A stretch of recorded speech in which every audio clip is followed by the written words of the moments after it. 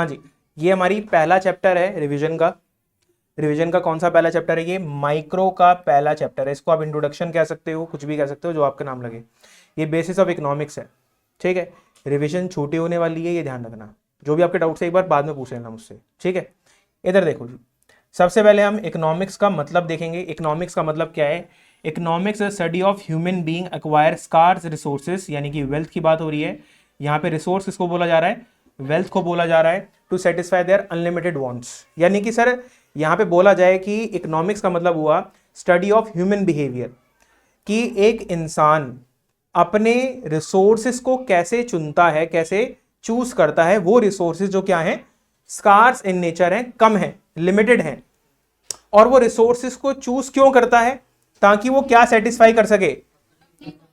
अपनी चाहतों को सेटिस्फाई कर सके। जो चाहते क्या हैं? अनलिमिटेड हैं जी, कभी खत्म नहीं होती, ठीक है जी, मरने के बाद ही खत्म होती है, ठीक है। अच्छा आगे देखो जी, यहाँ पे जो ये इकोनॉमिक्स है, ये इकोनॉमिक्स जो वर्ड है, ये डिराइव कैसे हुआ है? ये ग्रीक टर्म है, ठीक है। इकोस का मतलब होता है हाउस होल्ड, और नेमेन का मतलब होता है यहाँ पे मैनेजमेंट। तो इकोनॉमिक्स यानी कि जो हम बोलते हैं कि एक्चुअल में ग्रीक ओरिजिनेटेड है, यानी कि इसका जो ओरिजिन है, ये वर्ड आया कहां से है? ग्रीक से आया है, ठीक है। यानी एक तरह से देखा जाए हाउस होल्ड की मैनेजमेंट को हम क्या बोलते हैं? इकोनॉमिक्स बोलते हैं, ठीक है। सिंपल सी बात सर, अगर आपको समझने को मिले, जैसे मान लो आपके घर में आपके फादर या मदर कोई ना कोई कमाते होंगे, या दोनों ही कमाते होंगे, दोनों ही अर्निंग होंगे, ठीक है। अब सर वो पैसा एक एक्स अमाउंट आपके घर में आता होगा, हाँ या ना? आपकी इनकम का कोई भी एक एक्स अमाउंट आपके घर में आता होगा। सर वो सबसे पहले कहां खर्च होगा, ये डिसाइड किया जाएगा, हाँ या ना? सर सारी चीज वांट्स पे तो टिकी हुई है, हाँ या ना? तो कौन सी वांट आपके लिए प्रायोरिटी पे है, वो आपको वहां पे सेटिस्फाई करनी पड़ेगी, ठीक है। सर हर घर की चाहतें अलग अलग होती है, लेकिन उसमें से सबसे पहली चाहत कौन सी है, ये तो डिपेंड करता है ना घर घर पे, ठीक है। आई बात समझ? तो यही तो डिसीजन मेकिंग है। हम कैसे अपनी वांट्स को सेटिस्फाई करते हैं, कैसे अपने रिसोर्स को, कैसे अपनी इनकम को चूज करके अपने वांट्स को सेटिस्फाई करते हैं, यही इकोनॉमिक्स है, ठीक है। अब आगे बढ़ते हैं सर। कोर ऑब्जेक्टिव क्या है सर? उद्देश्य क्या है यहाँ पे? सर इकोनॉमिक्स में जो ऑब्जेक्टिव होता है, यहाँ पे उद्देश्य होता है कंज्यूमर क्या करता है? मैक्सिमाइज सेटिस्फैक्शन, यानी कि जो कंज्यूमर है, जो उपभोक्ता है, उसको क्या चाहिए? ज्यादा से ज्यादा सेटिस्फैक्शन, संतुष्टि चाहिए उसे, ठीक है। जो प्रोड्यूसर है, जो निर्माता है, उसे क्या चाहिए? प्रॉफिट चाहिए मैक्सिमम, ठीक है, ज्यादा ज्यादा प्रॉफिट चाहिए।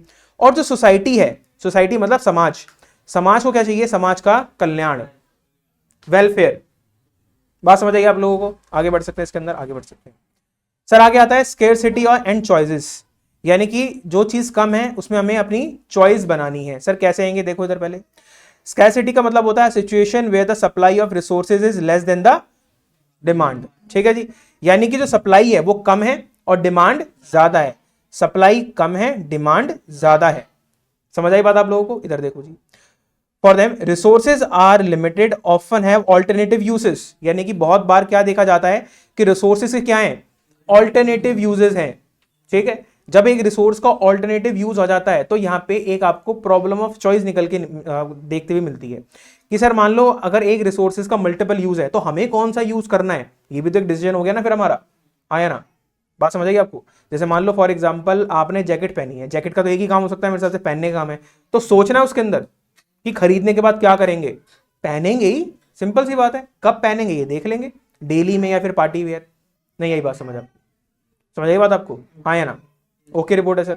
लेकिन अगर मान लो कोई मल्टीपल, जैसे फॉर एग्जांपल आपको जैसे आपको एक फोन लेना है, तो फोन आपको गेमिंग पर्पस के लिए चाहिए, आपको नॉर्मल पर्पस के लिए चाहिए, आपको व्लॉग बनाना है, ठीक है, आपको रिकॉर्डिंग करनी है, किस पर्पस के लिए चाहिए आपको, डिपेंड करता है ना। तो मल्टीपल यूज आ गया, तो आप सोचोगे ना कि मेरा प्राइमरी मोटिव क्या है।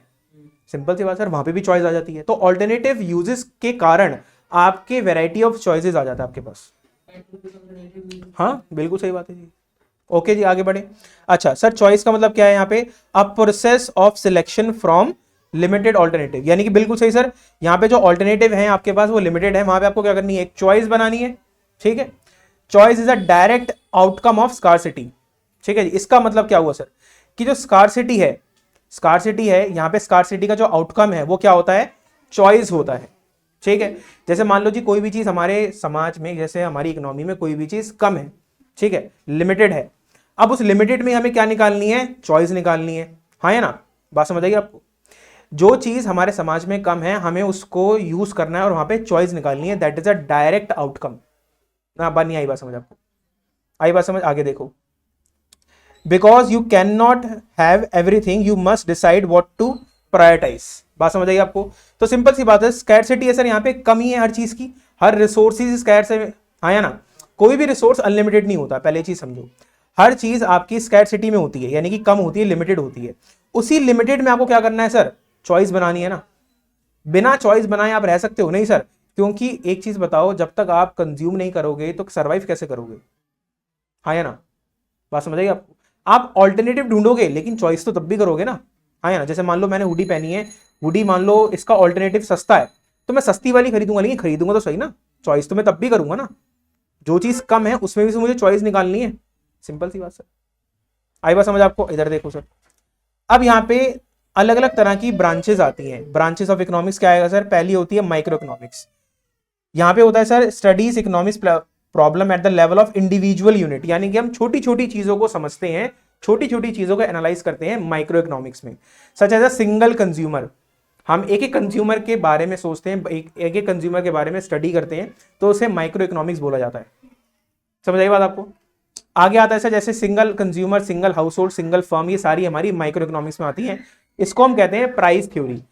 आपको सिंपल सी बताऊं सर, जहां पे भी आपको प्राइस की बात दिखेगी तो उसका जो लिंकेज है वो लिंकेज किससे होगा, ठीक है सर।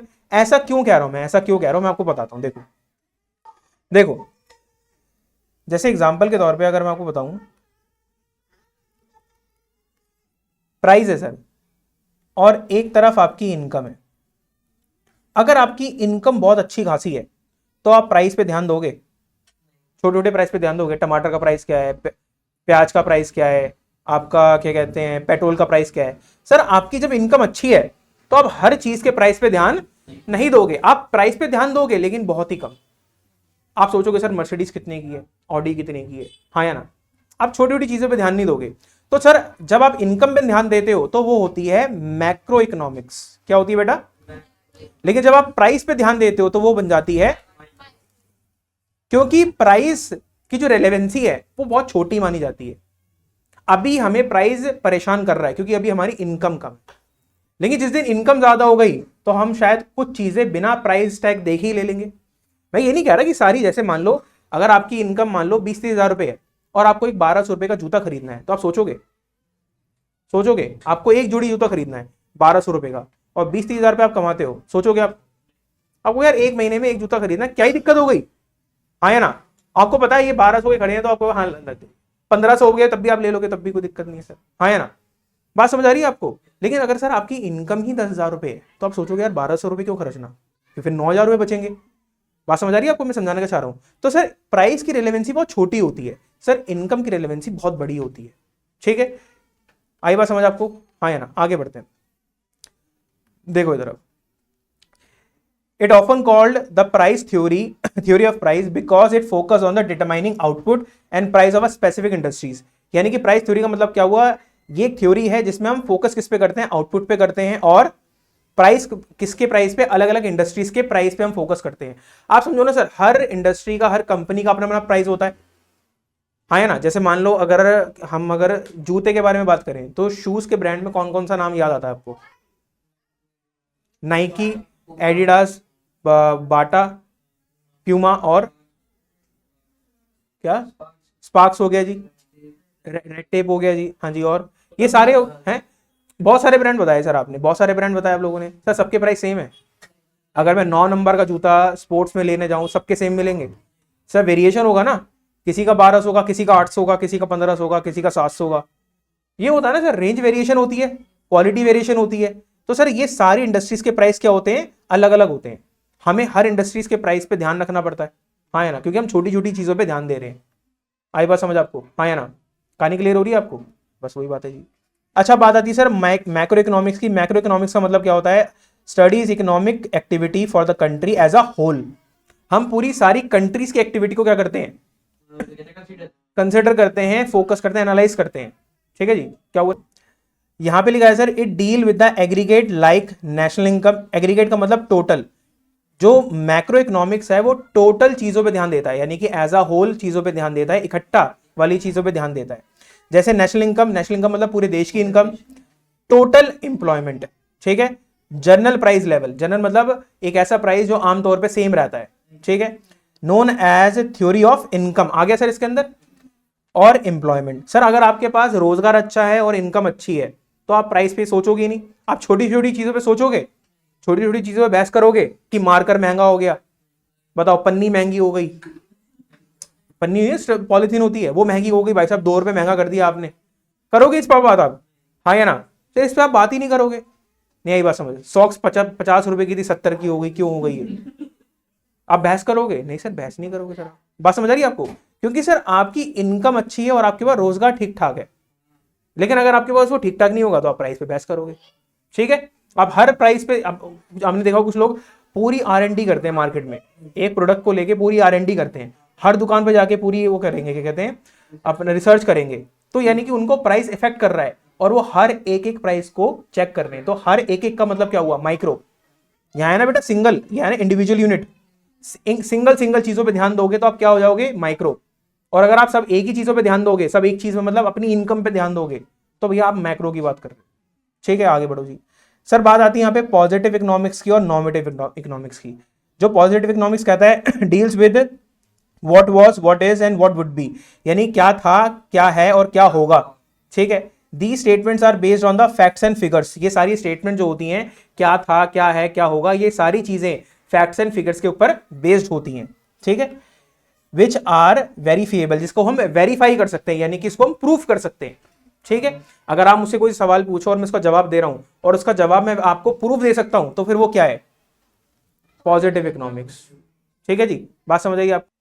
यहां तक समझ आया आपको? सर नॉर्मेटिव इकोनॉमिक्स क्या कहता है? Deals with what ought to be, यानी कि किस चीज का क्या सोल्यूशन एक्चुअल में होना चाहिए। The statements are involve value judgement.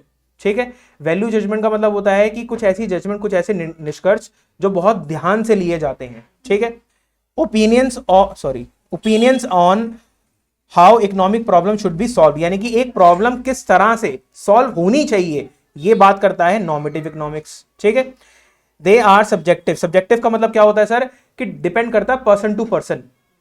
ठीक है, जैसे मानो फॉर एग्जांपल एक किसी चीज पे मुझे आपका ओपिनियन चाहिए, जैसे मैं कहूंगी सर मुझे बताओ कि मैं कैसे एडिटिंग सीखूं, बताओ मुझे कैसे एडिटिंग सीखनी चाहिए, तो आप 10 तरह के अपने वो बताओगे, ऐप बताओगे, हाँ, या 10 तरह की एप्लीकेशन बताओगे, वेबसाइट बताओगे, तो सबकी ये आंसर क्या है? सब्जेक्टिव है।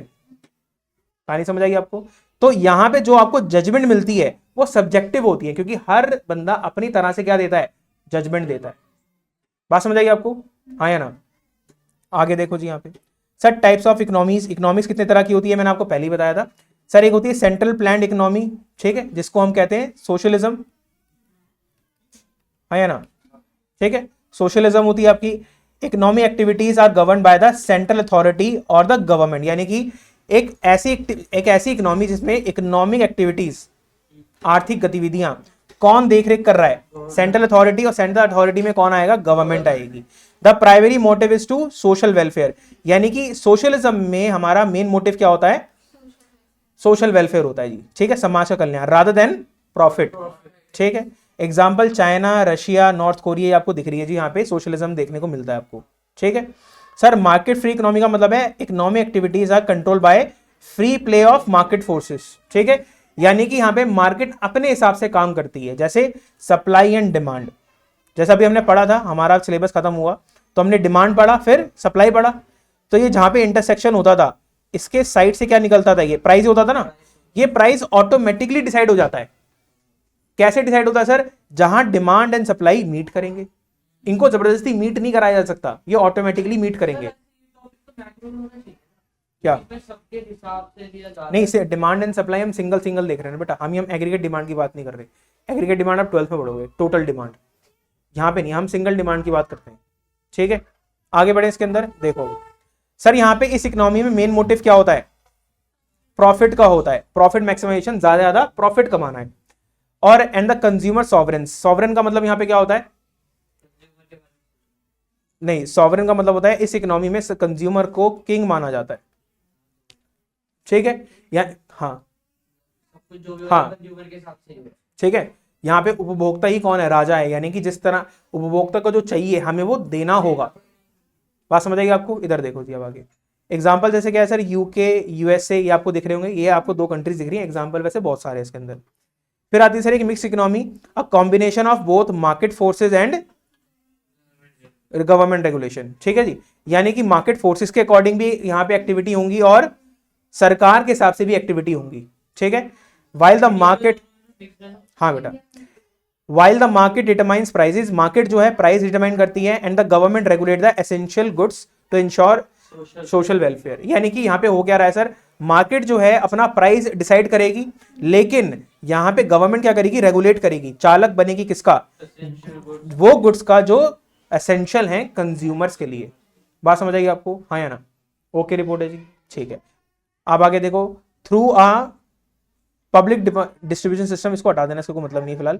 India as a primary example आपको दिख रहा है सर, यहाँ पे इंडिया एक प्राइमरी एग्जांपल बनता है यहाँ पे मिक्स इकोनॉमी का, ठीक है जी। यहाँ पे हमारी फर्स्ट चैप्टर की रिवीजन हुई खत्म, ठीक है।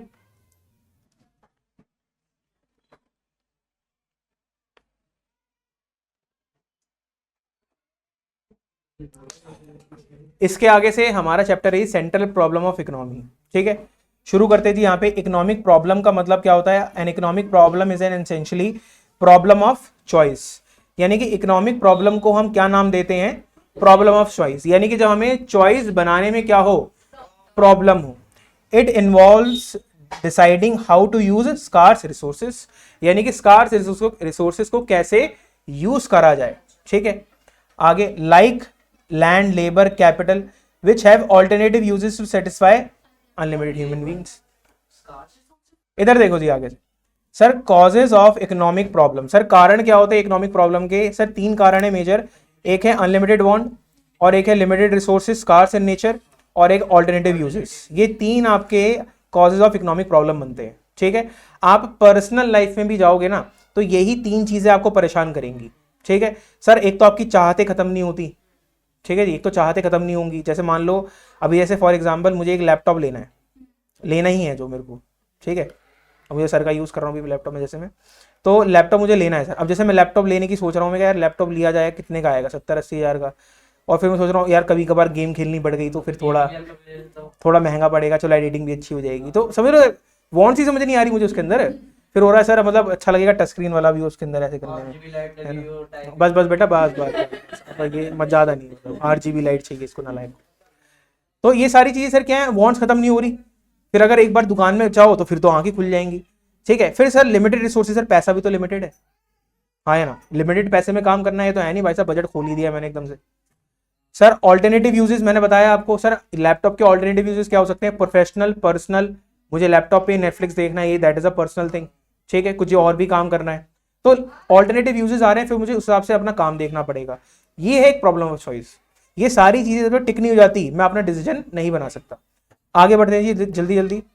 सेंट्रल प्रॉब्लम ऑफ इकोनॉमी में क्या आता है sir, what to produce, how to produce and for whom to produce. यहाँ पे sir deciding which goods and services to produce, consumer goods या फिर capital goods. Sir consumer goods का मतलब होता है वो गुड्स जो प्राइमरीली कंज्यूमर के लिए बनाए जाते हैं, और कैपिटल गुड्स का मतलब होता है वो चीजें जो प्रोड्यूसर के लिए बनाई जाती हैं, ठीक है।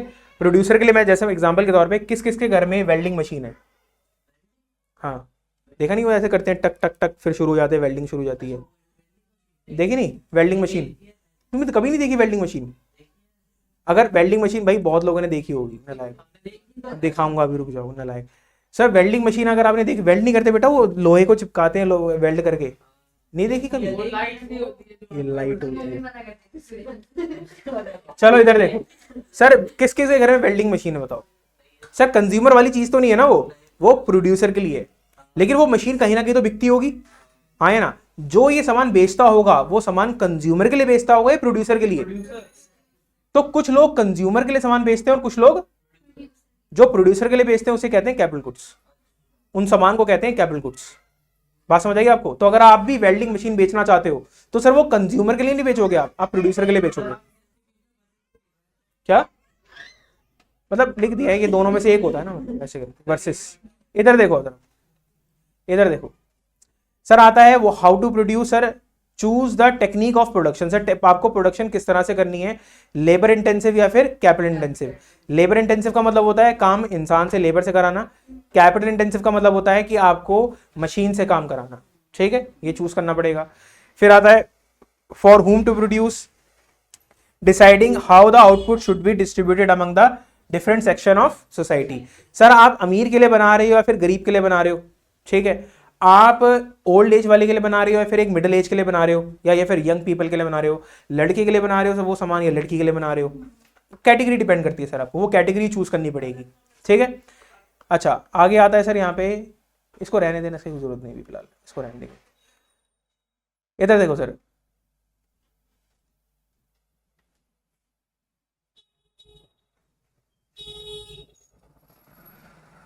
चलो ये देख ले तो, जैसे अलग अलग इकोनॉमीज में क्या सोल्यूशन दिया होता है। जैसे मार्केट इकोनॉमी होती है सर, मार्केट इकोनॉमी का मतलब होता है फ्री फ्लो इकोनॉमी, कैपिटलिज्म।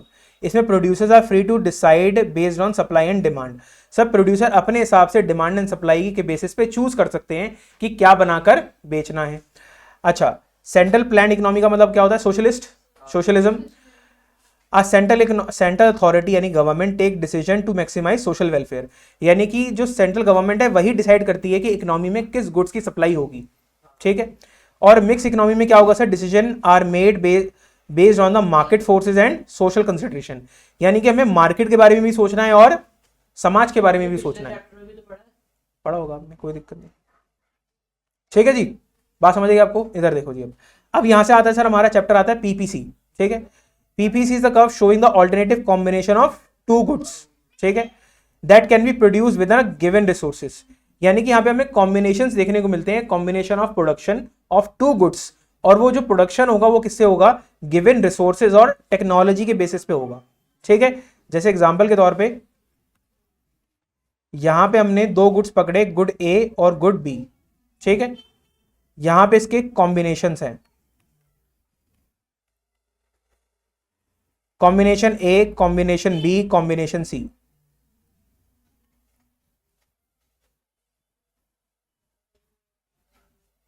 ठीक है। तो यहां पे दो गुड्स की आपको प्रोडक्शन दे रखी है, एक गुड्स की प्रोडक्शन बढ़ रही है, एक की प्रोडक्शन कम हो रही है। सर ऐसा क्यों, क्योंकि अगर हमें एक गुड्स की प्रोडक्शन बढ़ानी है तो दूसरे की कम करनी पड़ेगी, हमारे पास रिसोर्सेज लिमिटेड है, हम दोनों की प्रोडक्शन एक साथ बढ़ा नहीं सकते क्योंकि हमारे पास पैसा लिमिटेड है। अगर हमें इसकी प्रोडक्शन बढ़ानी है तो पैसा इसमें से निकालना पड़ेगा, ठीक है, ये इसका मतलब हो गया। आगे देखते हैं जी, यहां पे कॉन्सेप्ट आता है जी आपका एमओसी का, ठीक है, मार्जिनल अपॉर्चुनिटी कॉस्ट, ये हम आगे भी डिस्कस करेंगे, लेकिन इसका एक छोटा सा फॉर्मूला है, that is delta Y upon में एक्स, डेल्टा वाई अपॉन में delta X. Sir delta Y का मतलब होता है वो आउटपुट जो कम हो रहा है, लॉस में जा रहा है, ठीक है, और एक्स का मतलब क्या होता है, वो आउटपुट जो गेन हो रहा है, ठीक है, समझ आ रही बात आपको। अच्छा सर जो पीपीसी होता है, पीपीसी की अगर हम ग्राफ की बात करें तो पीपीसी कुछ इस तरह का होता है, ठीक है, यहां पे गुड एक्स आएगा, ये वाई एक्सेस, और यहां पे आएगा आपका गुड वाई आएगा, ठीक है। सर गुड वाई का मतलब होता है वो गुड जो सेक्रीफाइस हो रहा है, और गुड एक्स का मतलब कौन सा गुड, जो हमारा गुड गेन हो रहा है, ठीक है। अब यहां पे जो इसकी शेप आपको दिख रही है, ये क्या है बेटा, कॉनकेव है, क्या है, कॉनकेव है, ठीक है, और जो उसका स्लोप है वो क्या है, वो बेटा डाउनवर्ड है। मेरे हिसाब से मुश्किल नहीं होनी चाहिए, बात समझ आएगी आपको, हाँ या ना, ओके रिपोर्ट। अब वही चीज हमें देखनी है यहाँ पे दो की प्रॉपर्टीज क्या है सर, यहाँ पे पीपीसी की, पीपीसी डाउनवर्ड स्लोपिंग में होता है, to produce more one good some another goods must be sacrifice, यानी कि जो यहाँ पे डाउनवर्ड का रीजन है, जो डाउनवर्ड का रीजन है वो क्या होगा, रीजन डाउनवर्ड का, कि हमें एक गुड्स की प्रोडक्शन बढ़ानी है तो दूसरे की कम करनी पड़ेगी, इसीलिए शेप यहाँ पे क्या आएगी, यहाँ पे जो स्लोप होगा वो डाउनवर्ड स्लोपिंग होगी, लिख सकते हो जी आप। अच्छा कनकेव क्यों होती है सर, कनकेव होती है this occurs because the marginal opportunity cost increases, ठीक है जी। इधर देखो सर, इंक्रीजेस का मतलब यहाँ पे क्या हुआ, एग्जांपल के तौर पे जैसे एग्जाम्पल के तौर पे जी आपका ए गुड है और आपका एक बी गुड है, ठीक है, जैसे मानो जी अपना 20, 18, 15, 10, ये कम होता जा रहा है जी, 1 2 3 4। ठीक है, बात समझ आ रही है आपको। अगर मैं इसका एमओसी निकालने के लिए बोलूँ आपको, तो एमओसी कैसे निकलेगा सर? इसमें कितने का चेंज आ रहा है ये देखना पड़ेगा हमें। सर इसमें 2 का चेंज आ रहा है, 2 और इसमें 1 का। ठीक है सर, इसमें कितने का चेंज आ रहा है? 3 का। और इसमें कितने का आ रहा है? 1 का। फिर इसमें 5 का, और इसमें सर आप देखो जो ये न्यूमरेटर है ना, ये न्यूमरेटर, हाँ जी, ये न्यूमरेटर दिख रहा है सबको, ये न्यूमरेटर बढ़ता जा रहा है, यानी कि हमारा एमओसी बढ़ता जा रहा है। ठीक है, हाँ है ना, न्यूमरेटर बढ़ता जा रहा है यानी कि हमारा एमओसी बढ़ता जा रहा है। लेकिन जो ये 2 3 5 है न्यूमरेटर में है, ये एक तरह से लॉस है या गेन है? नलायक, ये लॉस है। ये 2 3 5 कहां से निकला? यहां से निकला ना, ये कम होता जा रहा है ना बेटा, तो ये लॉस ही तो हुआ। और ये आपका डिनोमिनेटर दिख रहा है, ये आपका गेन है। ठीक है, हाँ ठीक है जी, ओके, समझ आई जी बात आपको, हाँ है ना। तो इन शॉर्ट अगर मैं आपको बता दूं, यहां पे डाउनवर्ड स्लोपिंग का मतलब है कि एक गुड्स बढ़ेगा दूसरा कम होगा। सर कॉन्केव क्यों होगा? क्योंकि कितना बढ़ेगा और कितना कम होगा, यहां पे ऊपर कितने की बात नहीं होती। यहां पे स्लोपिंग में क्या बात होती है? डाउनवर्ड स्लोपिंग में बस कि बढ़ेगा, एक गुड्स की प्रोडक्शन बढ़ेगी, दूसरे की कम होगी। कनकेव क्यों होता है सर? कितना आपको गिराना पड़ेगा ताकि दूसरे की प्रोडक्शन बढ़ा पाए हम। नहीं आई बात समझ? ठीक है, तो यहां पे हम बात नहीं करते हाउ मच की, लेकिन यहां पे बात होती है हाउ मच की। ठीक है, कि कितना हमें प्रोडक्शन कम करनी पड़ेगी ताकि कितनी प्रोडक्शन हम बढ़ा सकें। ये कितने वाली चीज हम यहां बात नहीं करते, यह ध्यान रखना जी। यहां पे हम सिंपल कहते हैं कि एक की प्रोडक्शन बढ़ेगी तो दूसरे की कम होगी। यहां पे कहते हैं कि एक की प्रोडक्शन कितनी कम होगी ताकि दूसरे की कितनी बढ़ जाएगी। ये कितना वाला चीज ना यहां पे आती है, बिल्कुल सही जी। ठीक है, मैंने काफी बार रिपीट कर दिया ये चीज। सर आगे यहाँ पे आता है ये मैं आपको बताता हूँ फ्लो चार्ट में कैसे बनेगा। अब यहाँ पे जब हमारा पीपीसी पढ़ा तो हमें पीपीसी में 2 चीजें एडिशन समझ आती हैं कि पीपीसी चेंज भी होता है। ठीक है, अब चेंज में कैसा आएगा सर? पीपीसी शिफ्ट होगा या फिर पीपीसी में आएगी रोटेशन। ठीक है, अब शिफ्ट होगा तो सर किस तरह का शिफ्ट आएगा? मानो जी अपना ये पीपीसी है, क्या हो गया इसके अंदर? नहीं, ठीक है, अब अगर पीपीसी शिफ्ट कैसे होगा सर? एक होगा राइटवर्ड, ठीक है, एक राइटवर्ड होगा। सर राइटवर्ड क्यों हो रहा है? क्योंकि हमारी टेक्नोलॉजी और रिसोर्सेज इंक्रीज हो गए। और किसके सर? दोनों गुड्स के, दोनों गुड्स के। ठीक है, ये शिफ्ट कब होगा? जब दोनों गुड्स के रिसोर्सेज और टेक्नोलॉजी इंक्रीज हो जाएंगे। अच्छा, यहां पे शिफ्ट कब होगा सर? लेफ्टवर्ड, जब दोनों गुड्स के रिसोर्सेज और टेक्नोलॉजी कम हो जाएंगे। ठीक है, ये बात होगी हमारे शिफ्ट की। सर रोटेशन की बात क्या होगी? रोटेशन का मतलब होता है कि चेंज सिर्फ एक ही गुड्स में आएगा, चेंज सिर्फ एक ही वस्तु में आएगा। तो फॉर एग्जांपल जैसे क्या? जैसे मान लो ये हमारा पीपीसी है, अब यहाँ पे चेंज किस में आ रहा है? यहाँ पे चेंज आ रहा है हमारा गुड एक्स में, क्योंकि गुड एक्स की टेक्नोलॉजी इंप्रूव हो गई। ठीक है सर, सेम चेंज किस में आ सकता है आपका? गुड वाई में, ऐसे करके। ठीक है, तो गुड वाई की यहाँ पे प्रोडक्शन बढ़ रही है क्योंकि गुड वाई की टेक्नोलॉजी अच्छी हो गई, इंप्रूव हो गई। वहीं पे आपको जो रोटेशन है वो आपको इस तरह की देखने को मिलेगी। ये आपका इंक्रीज था, यहाँ पे प्रोडक्शन इंक्रीज हो रही थी दोनों में। अब प्रोडक्शन कम कैसे होगी? फॉर एग्जांपल इस तरह से। ठीक है, यहाँ पे गुड एक्स की प्रोडक्शन कम हो रही है, क्यों? क्योंकि टेक्नोलॉजी क्या हो रही है आपकी? सर टेक्नोलॉजी डिग्रेड हो गई, पुरानी हो गई है। ठीक है, बिल्कुल सही, डिग्रेडेशन। और या फिर नहीं, या फिर वाई एक्स जो हमारा गुड वाई है उसकी टेक्नोलॉजी, सॉरी उसकी टेक्नोलॉजी में कमी के कारण गुड वाई की यहाँ पे प्रोडक्शन कम हो जाएगी। ठीक है, तो गुड वाई की यहाँ पे प्रोडक्शन कम हो रही है क्योंकि यहाँ पे गुड वाई की जो टेक्नोलॉजी है वो डिग्रेड हो रही है, पुरानी हो चुकी है। तो आपको ये 4 अलग अलग तरह के रोटेशन दिखते हैं, लेकिन शिफ्ट में सिर्फ 2 ही तरह का शिफ्ट देखने को मिलेगा, ये ध्यान रखना है आपको। ठीक है, अब आगे देखो जी, यहाँ पे इसकी नीड नहीं है जी, बार बार समझा दिया वैसे भी मैंने ये। अब आता है difference between opportunity cost and marginal opportunity cost. यहाँ पे लिखा है अपॉर्चुनिटी कॉस्ट का मतलब होता है value of resources in next best alternative. ये हमको मैंने पहले ही बताया कि सेकंड बेस्ट ऑल्टरनेटिव का मतलब क्या होता है? Opportunity cost. ठीक है, अपॉर्चुनिटी कॉस्ट का मतलब होता है सेकंड बेस्ट ऑल्टरनेटिव। ठीक है, अब मार्जिनल अपॉर्चुनिटी कॉस्ट का मतलब होता है कि एक रेट की बात हो रही है। ठीक है, जैसा भी हमने यहाँ पे पढ़ा, ये वाला रेट, ये वाला, यहाँ पे जी 2:1, 3:1 और ये 5:1, ये सारे क्या है सर? रेट है कि आपने एक कॉमोडिटी कमाई और कितनी छोड़ दी, 2, नलायक, एक कमाई और 2 छोड़ दी, और एक कमाई फिर 3 छोड़ दी, फिर एक कमाई और 5 छोड़ दी। सर ये रेट है आपका, ठीक है, बात समझ आएगी आपको। आगे देखो जी, at which one good must be sacrifice to produce additional unit of another good, यानी कि हमें और एक और एडिशनल गुड सेक्रीफाइस करना पड़ेगा, किस लिए, ताकि हम एडिशनल प्रोडक्शन कर पाए दूसरे गुड्स की।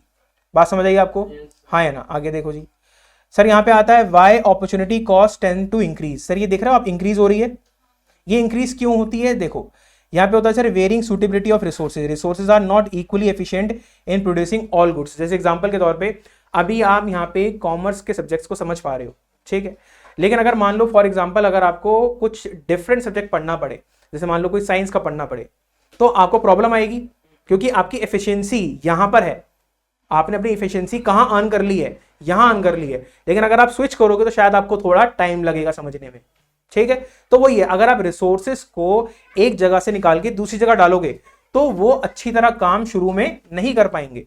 जैसे लेबर, सर लेबर को एक काम अच्छी तरह करना आता है, अगर आप उसको दूसरी जगह डाल दोगे तो वो काम सीखने में टाइम लगाएगी, तब तक नुकसान भी होगा, टाइम भी वेस्ट होगा। तो वही चीज है, हाँ है ना, आई बात समझ, कोई दिक्कत। तो जब यहाँ पे जब हमने प्रोडक्शन 2 से कम करी और जब हमने रिसोर्सेज को दूसरी जगह भेजा तो प्रोडक्शन सेम नहीं हो पाई, 2 हमने गवाए तो 2 हमें मिले नहीं, क्योंकि रिसोर्सेज जो हमने भेजे, जो लेबर वहां भेजी, वो एफिशिएंट वहां पे नहीं काम कर पा रही है, एफिशिएंटली काम नहीं कर पा रही है, ठीक है।